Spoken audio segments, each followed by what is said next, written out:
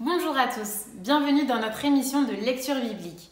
L'objectif est de lire la Bible entièrement dans l'ordre chronologique des événements en l'espace de 6 mois.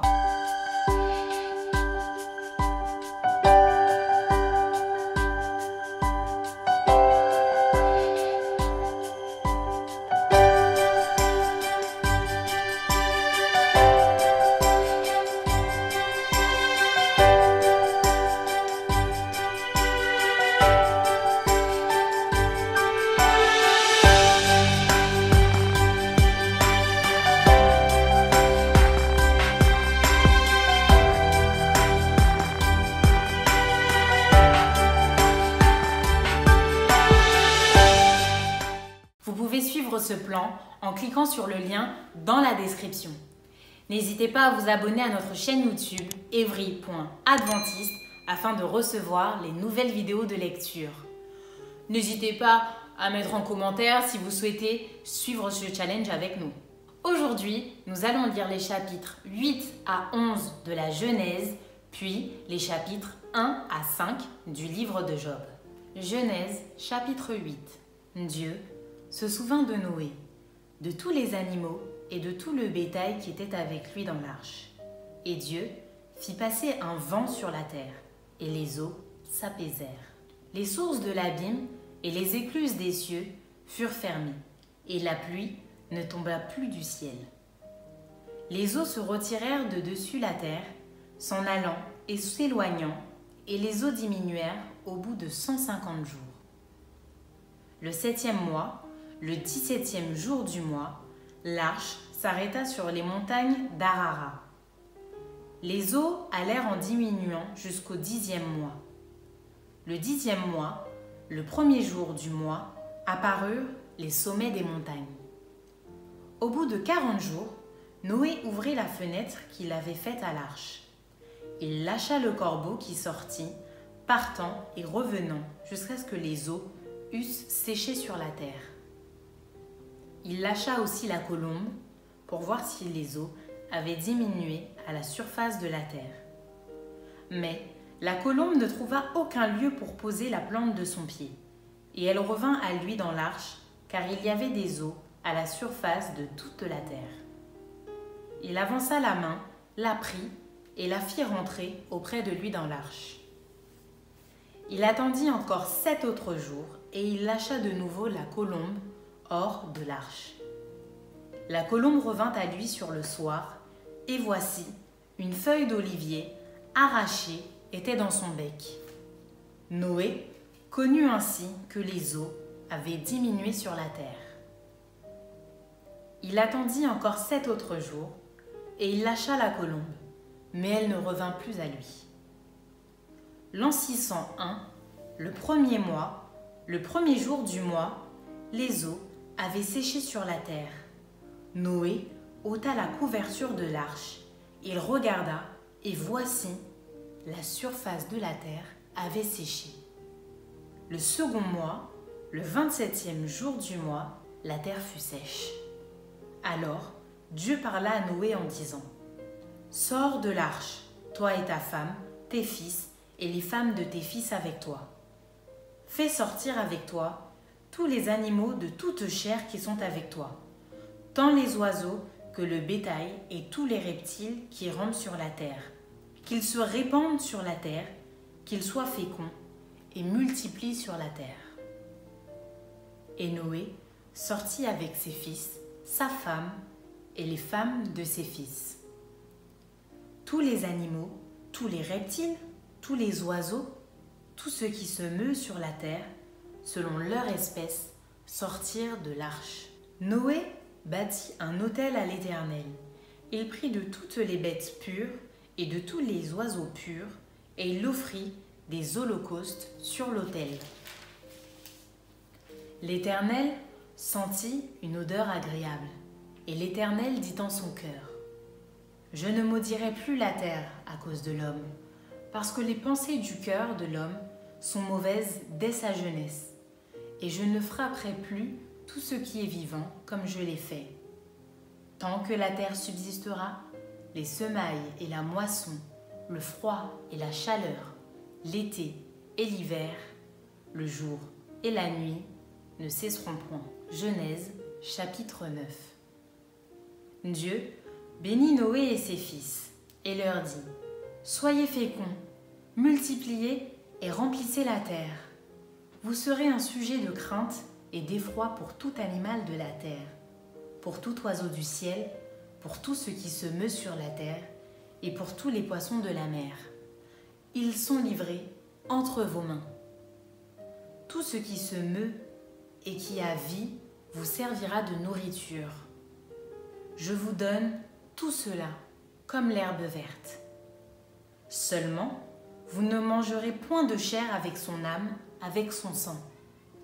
Sachez-le aussi, je redemanderai le sang de vos âmes, je le redemanderai à tout animal, et je redemanderai l'âme de l'homme, à l'homme qui est son frère.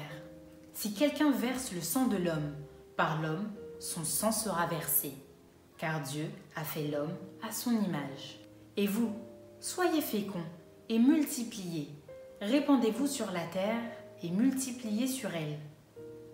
Dieu parla encore à Noé et à ses fils avec lui en disant : Voici, j'établis mon alliance avec vous et avec votre postérité après vous, avec tous les êtres vivants qui sont avec vous, tant les oiseaux que le bétail et tous les animaux de la terre.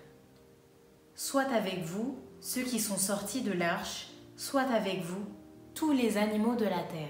J'établis mon alliance avec vous.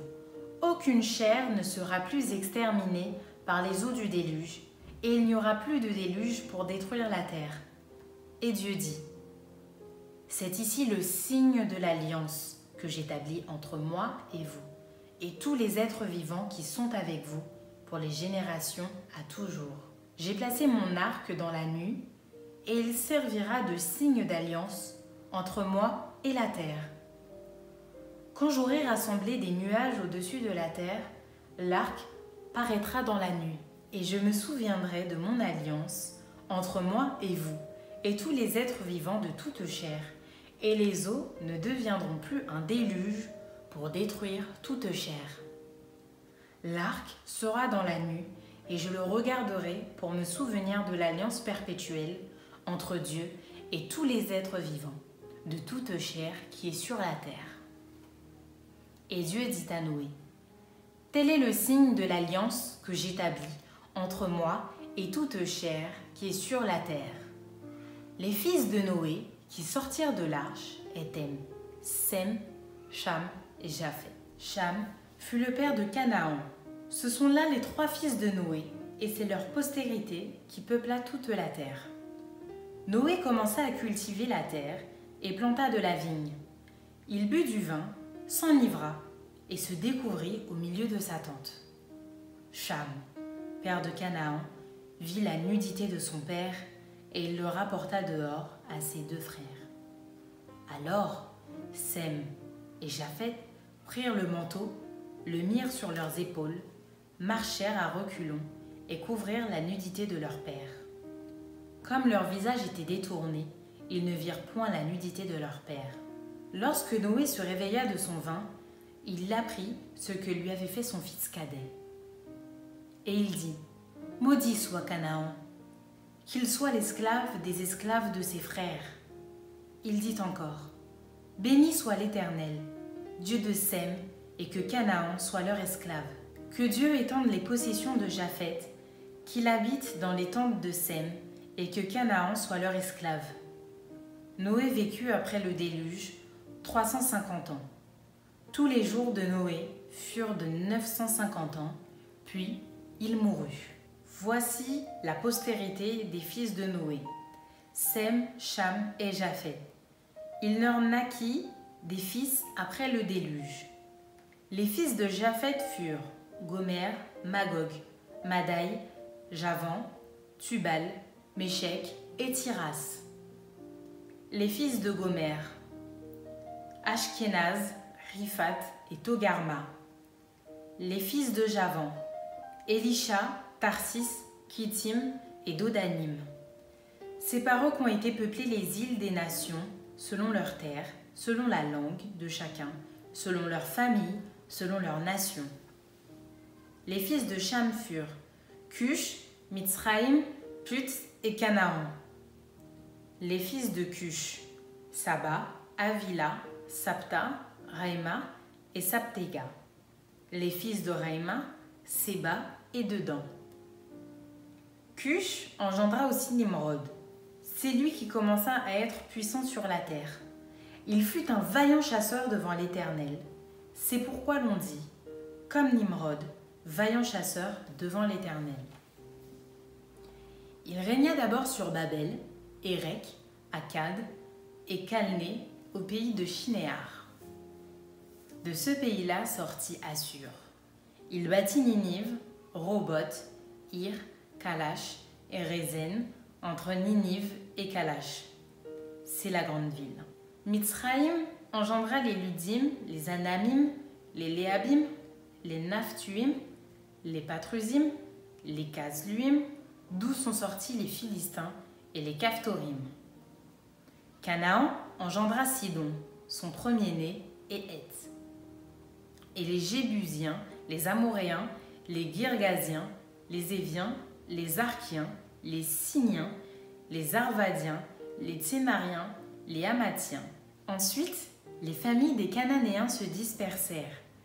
Les limites des Cananéens allèrent depuis Sidon, du côté de Guérar jusqu'à Gaza, et du côté de Sodome, de Gomorre, d'Adma, de Tseboïm, jusqu'à Lessa. Ce sont là les fils de Cham, selon leur famille, selon leur langue, selon leur pays, selon leur nation. Il naquit aussi des fils à Sem, père de tous les fils d'Héber, et frère de Japhet l'aîné. Les fils de Sem furent Élam, Assur, Arpachshad, Lud et Aram. Les fils d'Aram, Uts, Hul, Géter et Mas. Arpachshad engendra Shélak et Shélak engendra Héber. Il naquit à Héber 2 fils. Le nom de l'un était Péleg, parce que de son temps, la terre fut partagée. Et le nom de son frère était Joktan. Joktan engendra Almodad, Sélef, Hatsarmavet, Jirak, Adoram, Uzal, Dikla, Obal, Abimaël, Séba, Ophir, Avila et Jobab. Tous ceux-là furent fils de Joktan. Ils habitèrent depuis Mécha, du côté de Séphar, jusqu'à la montagne de l'Orient. Ce sont là les fils de Sem, selon leur famille, selon leur langue, selon leur pays, selon leur nation. Telles sont les familles des fils de Noé, selon leur génération, selon leur nation. Et c'est d'eux que sont sorties les nations qui se sont répandues sur la terre après le déluge. Genèse chapitre 11. Toute la terre avait une seule langue et les mêmes mots. Comme ils étaient partis de l'Orient, ils trouvèrent une plaine au pays de Shinéar et ils y habitèrent. Ils se dirent l'un à l'autre, « Allons, faisons des briques et cuisons-les au feu. » Et la brique leur servit de pierre et le bitume leur servit de ciment. Ils dirent encore, « Allons, bâtissons-nous une ville et une tour dont le sommet touche au ciel, et faisons-nous un nom afin que nous ne soyons pas dispersés sur la face de toute la terre. » L'Éternel descendit pour voir la ville et la tour que bâtissaient les fils des hommes.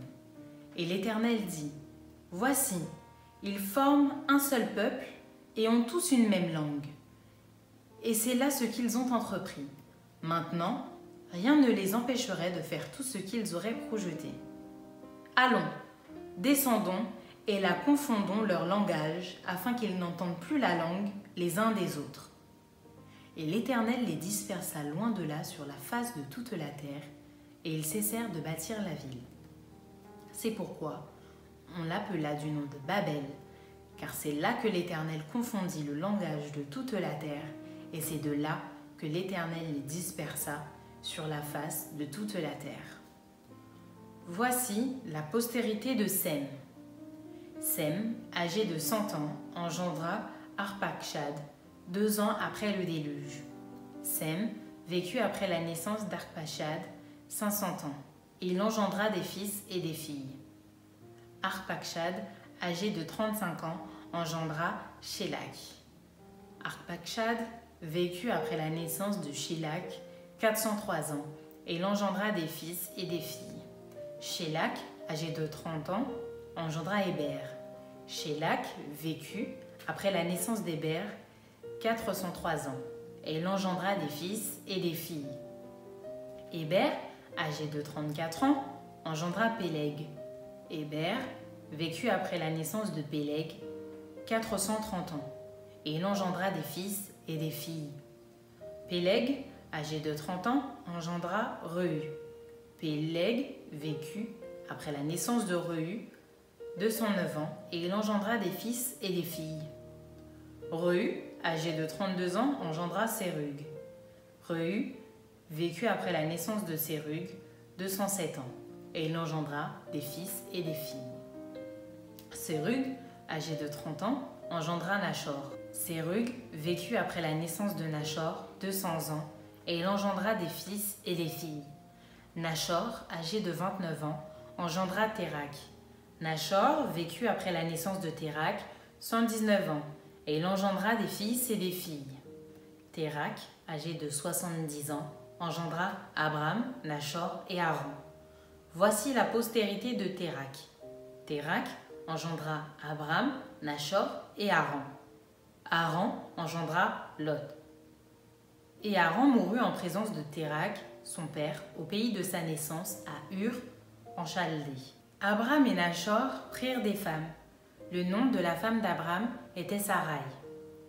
Et le nom de la femme de Nachor était Milka, fille d'Haran, père de Milka et père de Jisca. Sarai était stérile, elle n'avait point d'enfant. Térak prit Abram, son fils, et Lot, fils d'Haran, fils de son fils, et Sarai, sa belle-fille, femme d'Abram, son fils. Ils sortirent ensemble d'Ur, en Chaldée, pour aller au pays de Canaan. Ils vinrent jusqu'à Charan, et ils y habitèrent. Les jours de Térak furent de 205 ans, et Térak mourut à Charan. Nous passons maintenant au livre de Job, chapitre 1 à 5. Job, chapitre 1. Il y avait dans le pays d'Uz un homme qui s'appelait Job, et cet homme était intègre et droit. Il craignait Dieu et se détournait du mal. Il lui naquit 7 fils et 3 filles. Il possédait 7000 brebis, 3000 chameaux, 500 paires de bœufs, 500 ânesses et un très grand nombre de serviteurs. Et cet homme était le plus considérable de tous les fils de l'Orient. Ses fils allaient les uns chez les autres et donnaient tour à tour un festin. Et ils invitaient leurs 3 sœurs à manger et à boire avec eux. Et quand les jours de festin étaient passés, Job appelait et sanctifiait ses fils, puis il se levait de bon matin et offrait pour chacun d'eux un holocauste. Car Job disait : « Peut-être mes fils ont-ils péché ou ont-ils offensé Dieu dans leur cœur ? C'est ainsi que Job avait coutume d'agir. Or, les fils de Dieu vinrent un jour se présenter devant l'Éternel, et Satan vint aussi au milieu d'eux. L'Éternel dit à Satan : « D'où viens-tu ? » Et Satan répondit à l'Éternel : « De parcourir la terre et de m'y promener. » L'Éternel dit à Satan : « As-tu remarqué mon serviteur Job ? Il n'y a personne comme lui sur la terre. C'est un homme intègre et droit, craignant Dieu et se détournant du mal. » Et Satan répondit à l'Éternel : « Est-ce d'une manière désintéressée que Job craint Dieu ? Ne l'as-tu pas protégé, lui, sa maison et tout ce qui est à lui ? Tu as béni l'œuvre de ses mains, et ses troupeaux couvrent le pays. Mais étends ta main, touche à tout ce qui lui appartient, et je suis sûr qu'il te maudit en face. » L'Éternel dit à Satan : « Voici, tout ce qui lui appartient, je te le livre. Seulement, ne porte pas la main sur lui. » Et Satan se retira de devant la face de l'Éternel.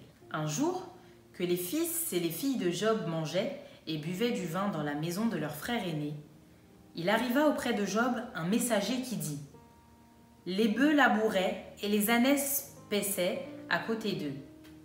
Les Sabéens se sont jetés dessus, les ont enlevés et ont passé les serviteurs au fil de l'épée. Et je me suis échappé moi seul pour t'en apporter la nouvelle. » Il parlait encore lorsqu'un autre vint et dit : « Le feu de Dieu est tombé du ciel, a embrasé les brebis et les serviteurs et les a consumés. Et je me suis échappé moi seul pour t'en apporter la nouvelle. » Il parlait encore lorsqu'un autre vint et dit : « Des Chaldéens formés en 3 bandes se sont jetés sur les chameaux, les ont enlevés et ont passé les serviteurs au fil de l'épée. Et je me suis échappé moi seul pour t'en apporter la nouvelle. » Il parlait encore lorsqu'un autre vint et dit : « Tes fils et tes filles mangeaient et buvaient du vin dans la maison de leur frère aîné. Et voici, un grand vent est venu de l'autre côté du désert et a frappé contre les 4 coins de la maison. Elle s'est écroulée sur les jeunes gens et ils sont morts. Et je me suis échappé moi seul pour t'en apporter la nouvelle. » Alors Job se leva, déchira son manteau et se rasa la tête. Puis se jetant par terre, il se prosterna et dit : « Je suis sorti nu du sein de ma mère, et nu je retournerai dans le sein de la terre. L'Éternel a donné, et l'Éternel a ôté. Que le nom de l'Éternel soit béni. » En tout cela, Job ne pécha point, et n'attribua rien d'injuste à Dieu. Job, chapitre 2. Or, les fils de Dieu vinrent un jour se présenter devant l'Éternel. Et Satan vint aussi au milieu d'eux se présenter devant l'Éternel. L'Éternel dit à Satan : « D'où viens-tu ? » Et Satan répondit à l'Éternel : « De parcourir la terre et de m'y promener. » L'Éternel dit à Satan : « As-tu remarqué mon serviteur Job ? Il n'y a personne comme lui sur la terre. C'est un homme intègre et droit, craignant Dieu et se détournant du mal. Il demeure ferme dans son intégrité et tu m'excites à le perdre sans motif. » Et Satan répondit à l'Éternel : « Peau pour peau. Tout ce que possède un homme, il le donne pour sa vie. Mais étends ta main, touche à ses os et à sa chair, et je suis sûr qu'il te maudit en face. » L'Éternel dit à Satan : « Voici, je te le livre, seulement épargne sa vie. » Et Satan se retira de devant la face de l'Éternel. Puis il frappa Job d'un ulcère malin, depuis la plante du pied jusqu'au sommet de la tête. Et Job prit un tesson pour se gratter et s'assit sur la cendre. Sa femme lui dit : « Tu demeures ferme dans ton intégrité ? Maudis Dieu et meurs !» Mais Job lui répondit : « Tu parles comme une femme insensée. Quoi ? Nous recevons de Dieu des biens et nous ne recevrions pas aussi le mal ? » En tout cela, Job ne pécha point par ses lèvres. 3 amis de Job, Éliphaz de Théman, Bildad de Suac et Tsophar de Naama, apprirent tous les malheurs qui lui étaient arrivés. Ils se concertèrent et partirent de chez eux pour aller le plaindre et le consoler. Ayant de loin porté les regards sur lui, ils ne le reconnurent pas, et ils élevèrent la voix et pleurèrent. Ils déchirèrent leurs manteaux et ils jetèrent de la poussière en l'air au-dessus de leur tête. Et ils se tinrent assis à terre auprès de lui 7 jours et 7 nuits, sans lui dire une parole, car ils voyaient combien sa douleur était grande. Job, chapitre 3. Après cela, Job ouvrit la bouche et maudit le jour de sa naissance. Il prit la parole et dit : « Périsse le jour où je suis né, et la nuit qui dit : un enfant mâle est conçu. Ce jour qu'il se change en ténèbres. Que Dieu n'en ait point souci dans le ciel, et que la lumière ne rayonne plus sur lui. Que l'obscurité et l'ombre de la mort s'en emparent. Que des nuées établissent leur demeure au-dessus de lui, et que de noirs phénomènes l'épouvantent. Cette nuit, que les ténèbres en fassent leur proie, qu'elles disparaissent de l'année, qu'elles ne soient plus comptées parmi les mois. Que cette nuit devienne stérile, que l'allégresse en soit bannie. Qu'elle soit maudite par ceux qui maudissent les jours, par ceux qui savent exciter le Léviathan. Que les étoiles de son crépuscule s'obscurcissent, qu'elle attende en vain la lumière et qu'elle ne voit point les paupières de l'aurore. Car elle n'a pas fermé le sein qui me conçut, ni dérobé la souffrance à mes regards. Pourquoi ne suis-je pas mort dans le ventre de ma mère? Pourquoi n'ai-je pas expiré au sortir de ses entrailles?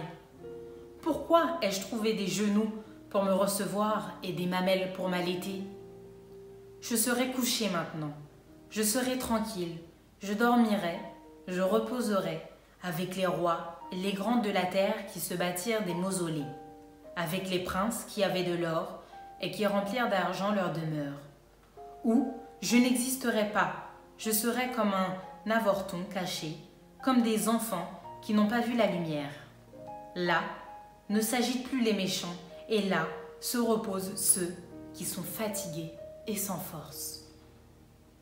Les captifs sont tous en paix, ils n'entendent pas la voix de l'oppresseur. Le petit et le grand sont là, et l'esclave n'est plus soumis à son maître. Pourquoi donne-t-il la lumière à celui qui souffre et la vie à ceux qui ont l'amertume dans l'âme? Qui espère en vain la mort et qui la convoite plus qu'un trésor? Qui serait transposé de joie et saisi d'allégresse s'il trouvait le tombeau? À l'homme qui ne sait pas où aller et que Dieu cerne de toutes parts. Mes soupirs sont ma nourriture et mes cris se répandent comme l'eau. Ce que je crains, c'est ce qui m'arrive.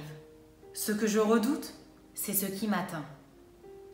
Je n'ai ni tranquillité, ni paix, ni repos, et le trouble s'est emparé de moi. Job, chapitre 4. Eliphaz de Théman prit la parole et dit: Si nous osons ouvrir la bouche, en seras-tu peiné? Mais qui pourrait garder le silence? Voici, tu as souvent saigné les autres, tu as fortifié les mains languissantes. Tes paroles ont relevé ceux qui chancelaient, tu as affermi les genoux qui pliaient. Et maintenant qu'il s'agit de toi, tu faiblis. Maintenant que tu es atteint, tu te troubles.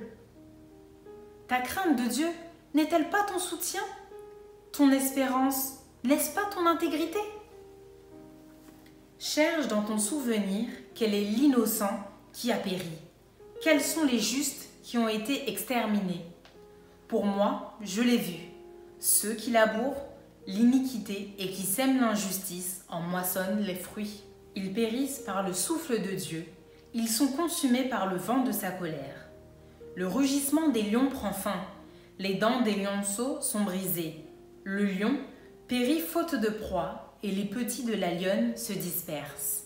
Une parole est arrivée furtivement jusqu'à moi et mon oreille en a recueilli les sons légers.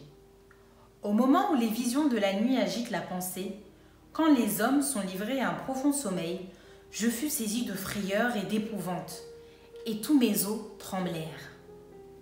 Une figure d'un aspect inconnu était devant mes yeux, et j'entendis une voix qui murmurait doucement. L'homme, serait-il juste devant Dieu? Serait-il pur devant celui qui l'a fait?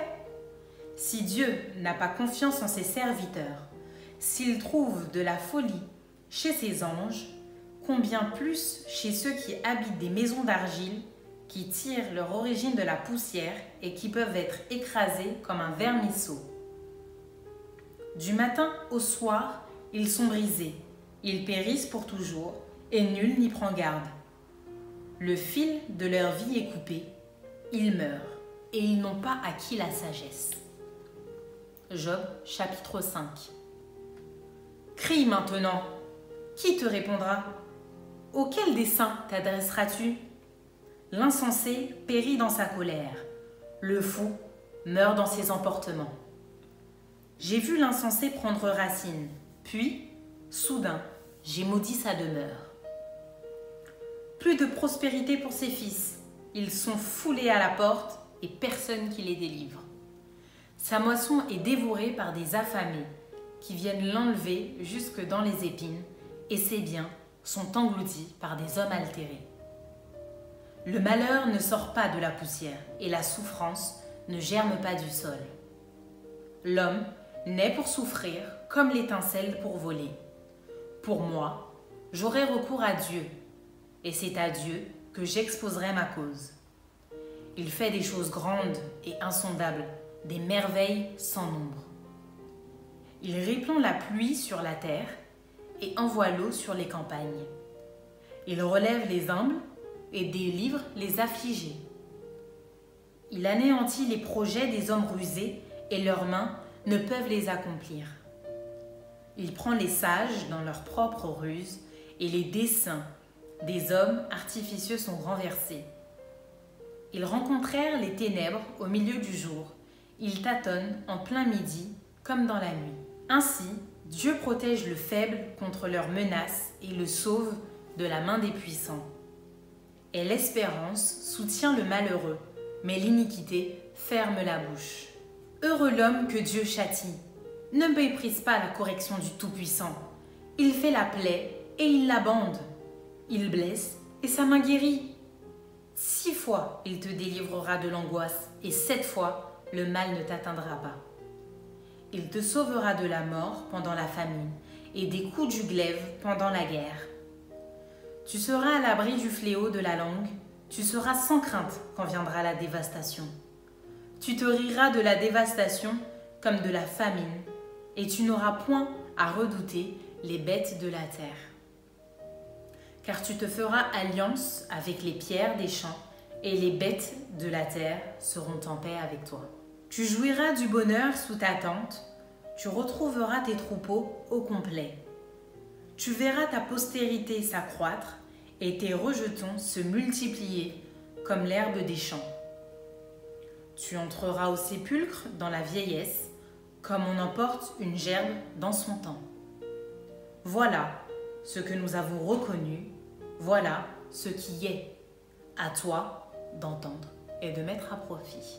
Merci d'avoir participé avec nous à cette lecture de la Bible. Je vous donne rendez-vous au prochain épisode.